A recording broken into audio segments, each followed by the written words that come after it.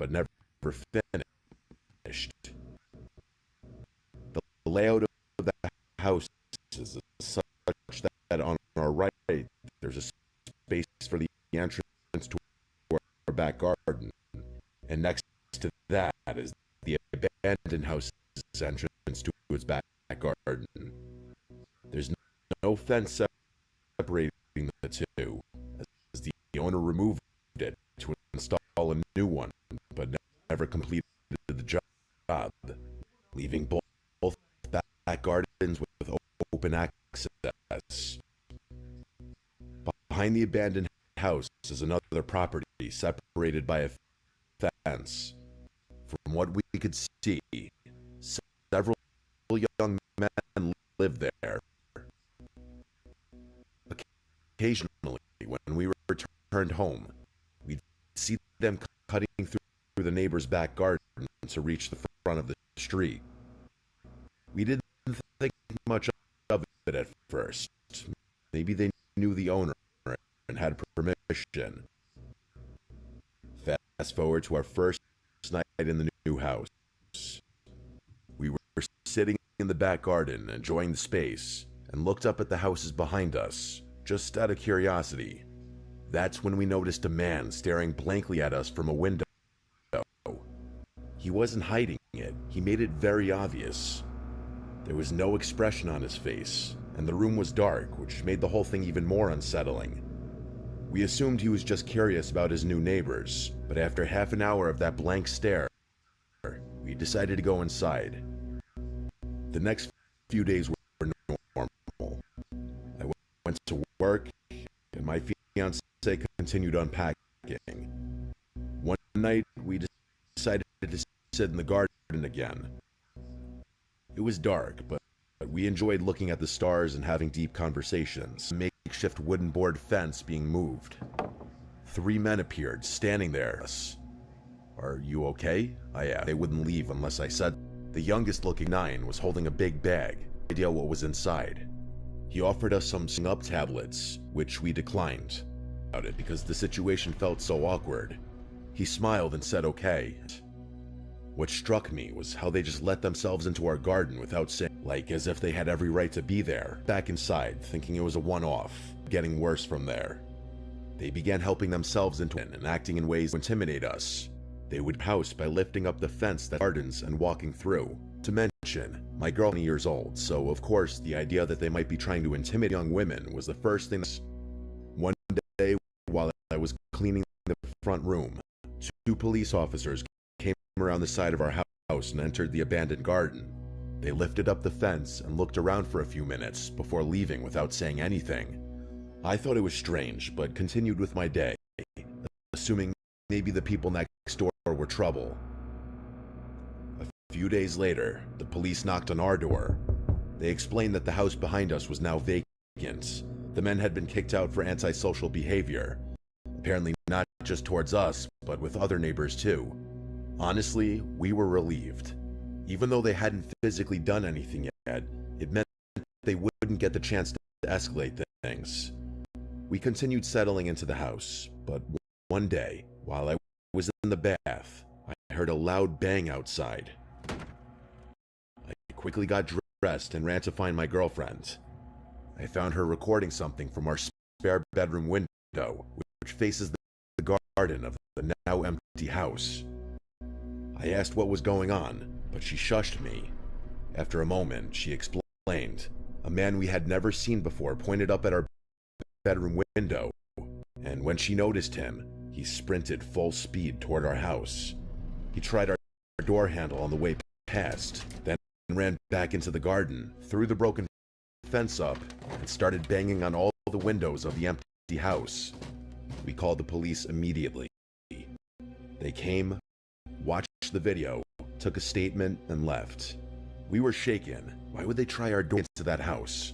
What was he planning? A few nights later, while we were in bed, we heard whistling. The kind of whistle men use to harass women. 16 a.m. We listened quietly, and then heard someone tapping on our window. Terrified, we checked the cameras, but for some reason, they didn't. Whoever it was must have left shortly after because the noises stopped. Scared to sleep, so the next day, we went to my mom's and stayed the night. When we returned the following morning, we noticed our Ring doorbell had been removed and placed on the floor. The SD card was gone. Someone had clearly come back, and we knew who it was. Who else would do that? We called the police again, and they told us to keep all the doors and windows locked. The woman on the phone even said that the removal of the camera could be a sign that they were planning something, which terrified us even more. But at least she was honest. The whistling, banging, and attempts to re-enter the house. We made multiple police reports. They never tried our door again, so we hoped it was over.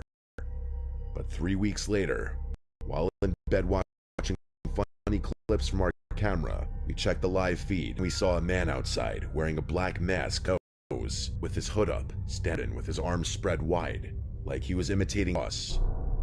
He stared up at our bedroom window with his head tilted. We froze.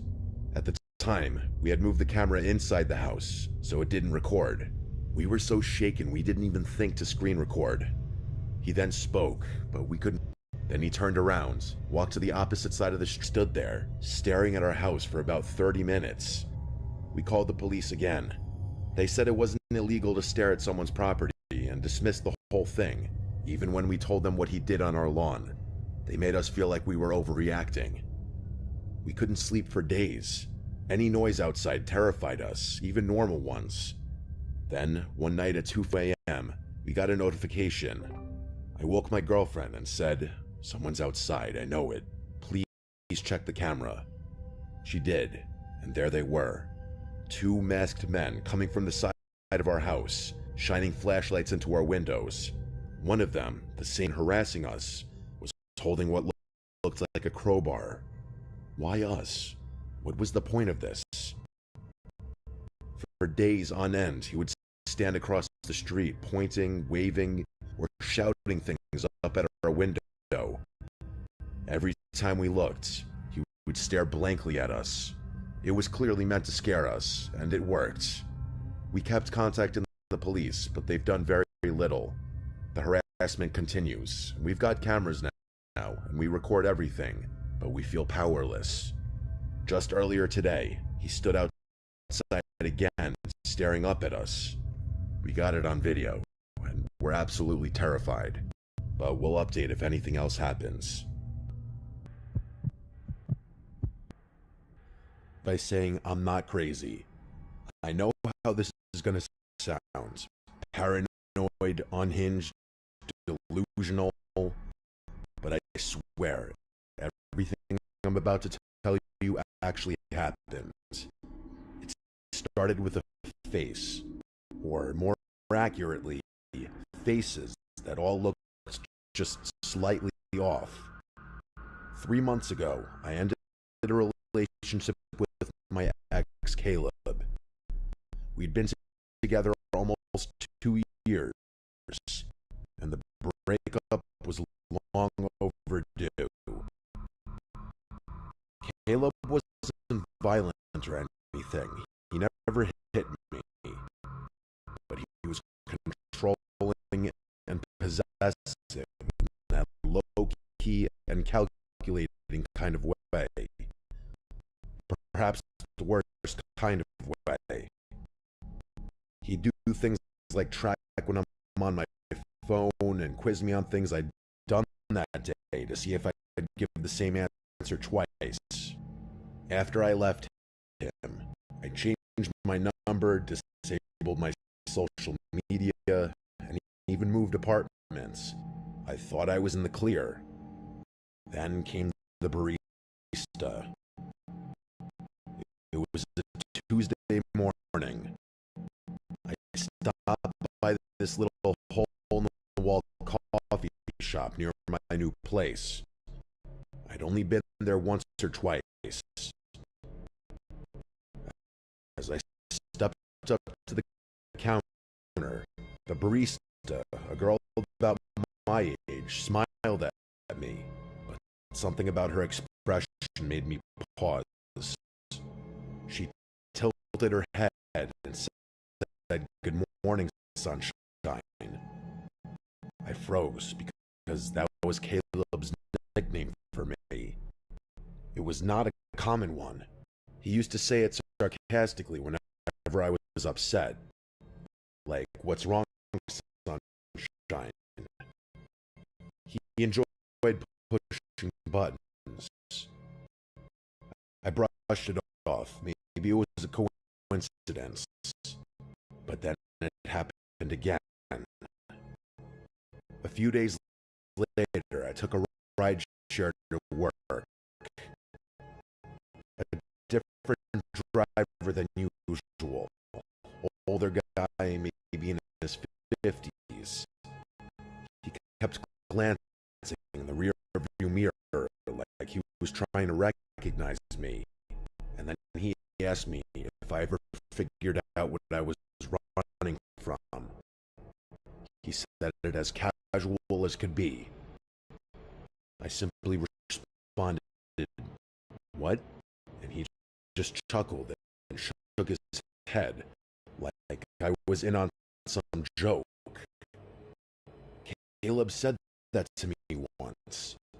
After I told him I needed time to figure myself out, he leaned in, dead serious, and asked, "Ever figure out what you're running from?" Now, two strangers have repeated things he said, word for word. It kept happening. A woman at the grocery store bumped into me and whispered, "You don't get to just disappear." A guy on the street said, "Still wearing your hair like that," as he passed. Another one, someone who worked in my building, said, "You always liked this song," while humming the exact tune Caleb used to play when we argued. It wasn't